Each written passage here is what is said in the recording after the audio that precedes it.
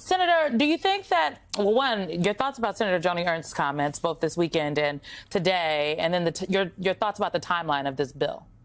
Well, first, the health care improvements that we've seen over more than a generation, but particularly Medicare and Medicaid, have prolonged life, have given people opportunities, particularly when we give health care to children, which they're trying to take away.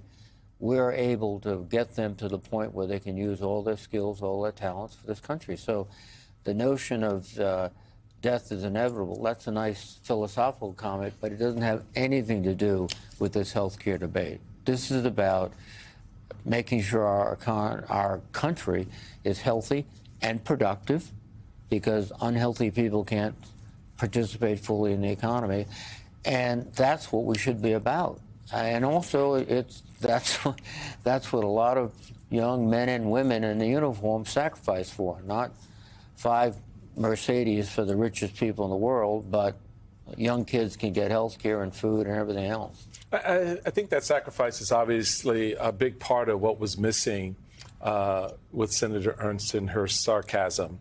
Was not appreciating that in that room were her constituents, her very own constituents. These weren't somebody else. These weren't people from other parts of the country. These were people who elected her, who expressed openly their concern.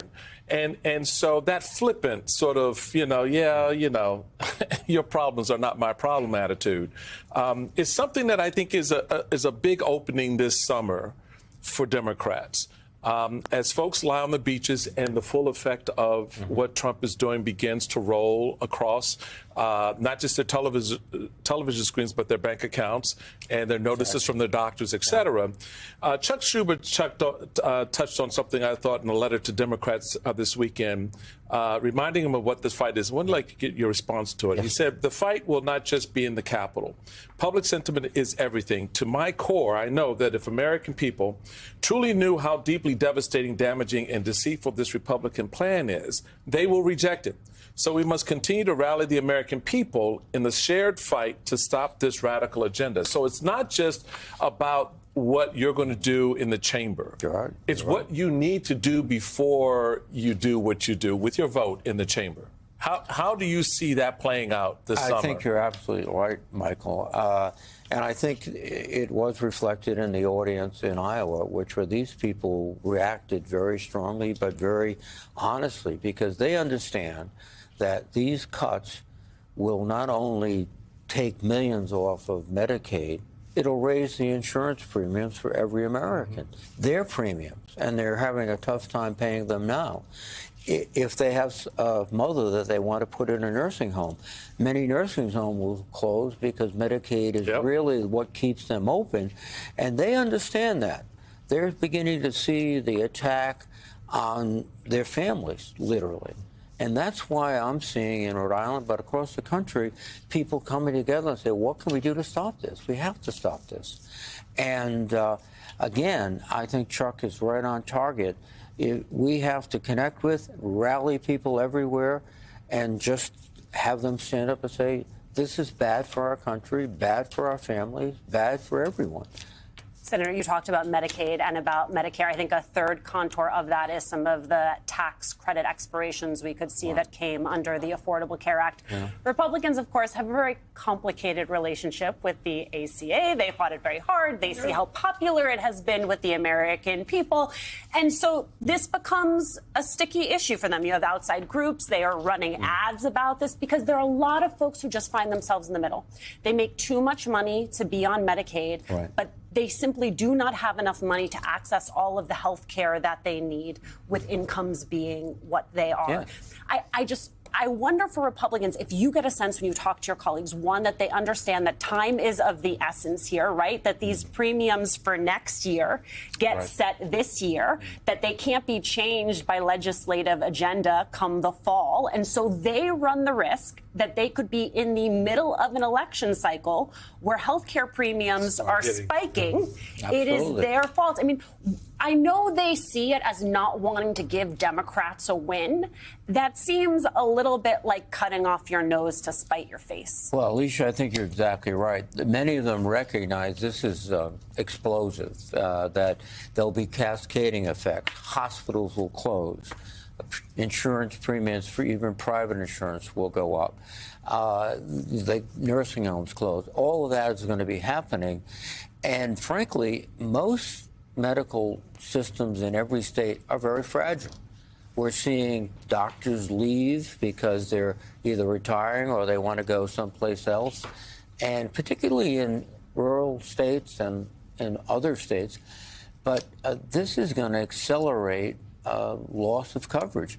You know, I have this sort of image that where are you going to go when, well, you're going to go to the emergency room. Of course. And you're going to be in the street for 2 hours waiting to get in the room. And that's going to be a situation which is intolerable. And not just a situation for you, who maybe doesn't have health care, a situation for everyone who has health care, too. I mean, this idea that our fates are not interconnected on the question of health care access in this country. It's hard enough to get an appointment nowadays as is. If you think about, like, folks who are trying to get into their doctor right now, if there's something wrong with you and you want to go see your primary care physician, it's not, the system is already being stress tested. Can I just, because you both make a very important point, and I had a quick follow-up to what you said, something you said that touches on both of their points. Have Republicans in the Senate expressed to you their confidence that what you described and what Alicia and Simone have just described will not happen? That health facilities will not close, that premiums will not go up? Because you've got to have a certain level of, how should we say, Chutzpah. confidence, confidence to say that. Knowing, I mean, particularly when the CBO's already come out and said, hey, from the outside, y'all gonna blow stuff Even up. though Speaker Johnson says those numbers don't count right now. Right. No, but, you know, we have some of my colleagues. Josh Hawley has been very, very clear that this is going to ruin not just Medicaid system, but the whole healthcare system. This is impossible. But I must confess, my impression is a lot of them in denial. It's saying, you know, maybe we can talk our way through this. Maybe it won't, the worst case. It'll be better than that. But more and more, I think they're beginning to understand the cataclysmic effects. And, you know, the CBO scores can be dismissed, but they're accurate, independent, thoughtful analysis. And every respectable analyst who's looked at it says, no, this is just almost simple arithmetic. You take away the money. The system needs other money. Where does it come from? Not the states. It comes from the individual payers. And a lot of middle-class, working-class Americans in every state are going to figure out, I can't afford coverage any longer. I'm going to have to get off. Maybe I'll just keep it for my children, but I won't have it. And frankly, that's going to be a disaster. You know, you mentioned Senator Hawley, and there is a diverse range, as reporting from Politico today, of Republican senators who are aligned in saying there are many things about this bill we don't like, from Josh Hawley to Susan Collins out of Maine. And they don't like it for various reasons, but they have found alignment about what the version of the bill does to national safety net programs like what we just talked about, Medicaid. And they have the leverage to force the changes. Given that, do you agree with this timeline that Alicia laid out in the open, that they can get this bill passed before or by the 4th of July? And if not, what does that mean for the debt limit? Because that's included in this bill as well. And the debt limit, I mean, it has to be raised. It's money we already spent. I don't think they can. I think they will try very assiduously to get it done.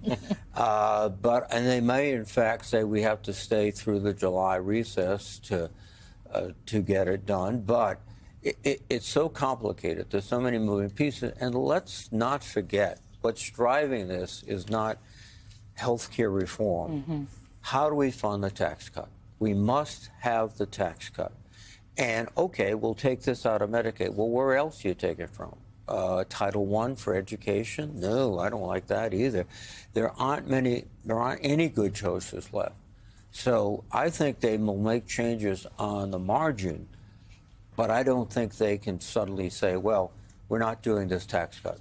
We're going to reduce it dramatically. In fact, the wise thing that would be to reorient it to working Americans and invest in health care so we'd all be better off as a nation, not give it to the wealthiest.